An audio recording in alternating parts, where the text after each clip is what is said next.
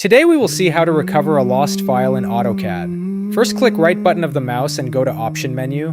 Go to Open and Save. Turn on Automatic Save. Turn on Create Backup option. Set the time.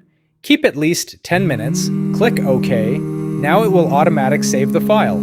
If any error happened and my drawing shut down without saving it, I can recover it. To recover the file, go to Folder of your drawing. Here you will see a file written back at end. Rename it to DWG.